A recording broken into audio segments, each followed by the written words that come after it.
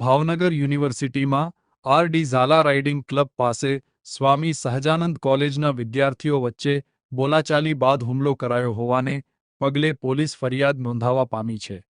નીલમગ police સ્ટેશનમાં પ્રિયરાજસિંહ ચેતનસિંહ પરમારે એવા મતલબની ફરિયાદ નોંધાવી હતી કે સ્વામી સહજાનંદ કોલેજમાં તેમની સાથે અભ્યાસ કરતા અમન આસિફભાઈ ખોખર સાથે કોલેજના પાર્કિંગમાં થયેલી માથાકૂટની દાજ રાખીને તેઓ અને તેના મિત્ર હર્ષ ચૌહાણ સ્કૂટર પર જતા હતા, ત્યારે યુનિવર્સિટીમાં આર.ડી. ઝાલા રાઇડિંગ ક્લબ પાસે 4 આરોપીઓએ ઊભા રાખી છરી વડે ઈજા કરી હોવાની ફરિયાદ નોંધાતા પોલીસે આરોપીઓને ઝડપી લીધા છે.